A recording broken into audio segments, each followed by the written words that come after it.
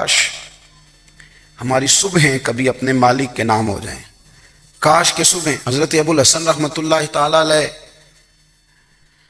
حضرت معاذ ابن جبل رضی اللہ تعالیٰ عنہ کے پاس بیٹھا کرتے تھے، فرماتے ہیں ان سے جو پیار بڑھا تو پھر میرا مصلی سے بھی بڑھ گیا۔ تابعی ہیں، فرماتے ہیں صحابی رسول سے محبت ہوئی تو ذکر سے بھی ہو گئی، پھر درود شریف سے بھی ہو گئی، محبت ان سے بڑھی تو پھر اللہ نے مسجد کا پیار بھی بڑھا دیا۔ آپ فرماتے ہیں کہ میری ہر وقت طبیعت چاہتی تھی کہ بس اللہ اللہ کروں، بس اللہ اللہ کروں، بس نہ میں ذرا تھوڑی جان چھڑاؤں لوگوں سے، کوئی 10 منٹ ملے تو میں کچھ 4 نفل پڑھ لوں، میں تھوڑا سا نہ بچوں لوگوں سے، اور مجھے تسبیح ملے تو میں نہ کچھ 400-500 دفعہ استغفار پڑھوں، سبحان اللہ، الحمدللہ، اللہ اکبر، لا حول ولا قوت الا باللہ، میں نہ تسبیحات پڑھوں۔ فرماتے ہیں کہ بچے تھے گھر میں 6-7، غربت تھی، کام ملتا کوئی نہیں تھا، اور میں کام چور نہیں تھا، کام ڈھونڈتا تھا، پر اللہ کی قدرت کے کام نہیں ملتا تھا۔ فرماتے ہیں کہ میں نے ایک دن اپنی اہلیہ سے کہا کہ آج میں پھر جاتا ہوں کام ڈھونڈنے، تو میری بیوی بڑی فرما بردار تھی، پر اس دن نہ غربت کے ہاتھوں تنگ آ کے کہنے لگی آج نہ کوئی تو چیز لے کے آیا، تو مجھ سے بچوں کی بھوک نہیں دیکھی جاتی، یہ سب روگاں دا روگ محمد جس دا نام غریبی، کنڈ بلا کے لنگ جاندے نہیں دوست یار قریبی، آج نہ کچھ لے کے آیا تو میں بچے لے کے چلی جاؤں گی۔ شیخ فرماتے ہیں کہ میں بڑا پریشان گھر سے نکلا، پر میں نے صبح سے لے کے زور تک کام ڈھونڈا، کام ملا کوئی نہیں، تو میرے دل میں خیال آیا چلو کام نہیں ملتا تو اللہ اللہ تو کرے نا، چلو بندوں کی مزدوری نہیں ملتی تو رب کریم کی عبادت ہی کرتے ہیں۔ فرماتے ہیں کہ میں نے نا فرات کے پانی سے وضو کیا، نہر کے، شدید دھوپ تھی، ساتھ ریت تھی اور ریت تپ رہی تھی، میں نے اپنا رومال وہیں مصلی کے طور پر بچھا لیا، اور فرماتے ہیں کہ زور سے لے کر عصر تک نماز پڑھی، دھوپ بھی پورے زور پہ، پر میرے سجدے کا ذوق بھی پورے زور پہ۔ فرماتے ہیں سورج بھی چمک رہا ہے اور رب کی عبادت کا ذوق بھی پورے زور پہ، میں سجدہ کروں تو پھر میرا اٹھانے کو جی نہ چاہے۔ میرے استاد لکھا کرتے تھے، یہ ان کا شعر ہے، وہ کہا کرتے تھے مجھے سوز دے، مجھے ساز دے، اور مجھے نیم شب کا نیاز دے، دم سجدہ خود کو میں توڑ دوں، مجھے ایسا ذوق نماز دے، اور میں تیری بہار کا پھول ہوں، میں کھلا بھی ہوں تو تیرے لیے، مجھے میری شاخ سے توڑ لے، مجھے اپنی زلف کا ناز دے۔ بھائی فرماتے ہیں کہ عصر تک میں نے نفل پڑھے، دل ڈھلنے لگا، عصر کی نماز پڑھی اور میں وہاں سے چلا۔ اب میں جب نکلنے لگا تو دل میں خیال آیا کہ چھوٹی چھوٹی دیواریں ہیں گھر کی، بغیر کچھ لیے جاؤں گا تو بیوی دور سے دیکھے گی تو شور کرے گی کہ پھر خالی ہاتھ آ گیا ہے۔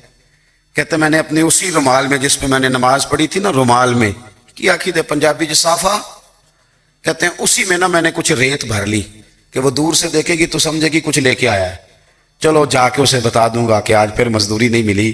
کہتے ہیں وہ ریت لے کر جب میں گھر میں گیا تو پہلے بیوی دروازے پہ کھڑی ہوتی تھی، پوچھتی تھی خالی ہاتھ آ گئے ہو؟ آج میں نے دیکھا تو ہے ہی کوئی نہیں۔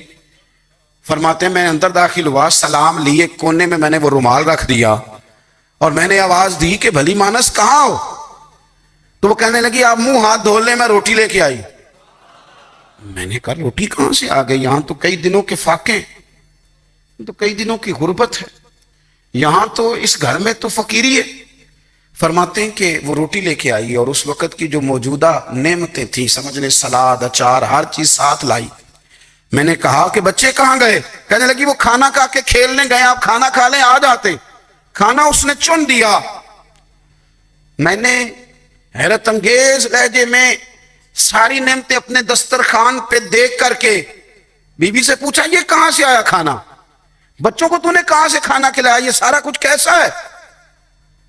تو کہنے لگی پتہ نہیں آج آپ کس کریم کی مزدوری کرنے چلے گئے تھے، پتہ نہیں کس کریم کی، میرے گھر میں تو اتنی نعمتیں آئی ہیں کہ مجھ سے سنبھالی نہیں جا رہی، اتنا اناج ہے، اتنا گندم ہے، کس کریم کے دروازے آج چلے گئے تھے؟ یہ کہتے کہتے وہ اٹھی اور اٹھ کر کے کہنے لگی پہلے بڑا کچھ آیا تھا، اب کیا لے آئے ہو؟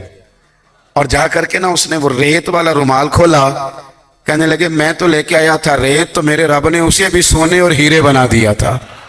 جب آپ کی توجہ اللہ کی جانب، میرے نبی پاک صلی اللہ تعالی علیہ وسلم نے فرمایا ہر چیز اپنے رب سے مانگ، ہر چیز مانگ، ہر چیز مانگ۔ یا رسول اللہ کیا کچھ؟ میرے محبوب نے فرمایا تیرے گھر میں نمک بھی ختم ہو جائے تو وہ بھی اپنے رب سے مانگا کر، تو مانگنا وہ تجھے دے گا، تو اس کی بارگاہ میں کشکول طلب دراز تو کرنا۔ اور ترمذی شریف میں عجیب لفظ ہیں، رسول کائنات نے فرمایا، رب کریم فرماتا ہے جب میرا بندہ ہاتھ اٹھاتا ہے نا تو مجھے حیا آتی ہے کہ میں خالی کیسے لوٹا دوں اس کے۔ اتنے بڑے بادشاہ کی بارگاہ میں، او بھائی لوگوں سے عزتیں تلاش کرتے ہو تو وہ کیا تمہیں عزت دیں گے؟ وہ تو کل اچھا کہتے ہیں پرسوں برا کہنے لگ جاتے ہیں۔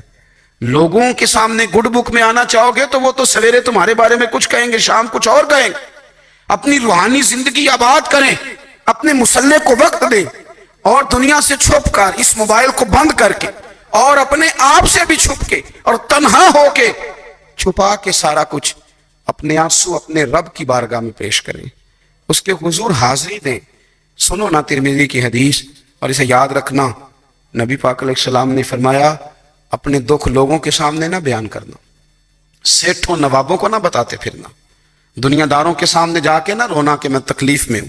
فرمایا اگر دنیا داروں کو دکھ بتاؤ گے رب تمہیں کبھی غنی نہیں کرے گا۔ اور لوگ ہیں کہ الٹا مذاق اڑائیں گے۔ آپ کی جس سے بڑی پکی یاری ہے نا، پکی، وہ تب تک پکی ہے جب تک آپ نے 50,000 مانگا نہیں، اور جس وقت آپ نے کہہ دیا کہ میں مجبور ہوں میری مدد کر، تو پھر ختم ہو گئی دوستی۔ لوگوں کے تعلقات آپ کے ساتھ تب تک ہیں جب تک آپ ان سے کوئی ضرورت وابستہ نہیں کرتے۔ کریم محبوب فرمانے لگے بندوں کے سامنے دکھ نہ بیان کرنا، اللہ تجھے کبھی غنی نہیں کرے گا۔ تو اپنے دکھ اپنے رب کو بتا، تو دعائیں مانگ، تو اس کی بارگاہ میں حاضر ہو، تو اس کے حضور عرض کر۔ فرمایا اپنے دکھ اپنے رب کو بتا، وہ جلدی کرے یا دیر سے کرے تجھے ساری دنیا سے بے نیاز کر دے گا۔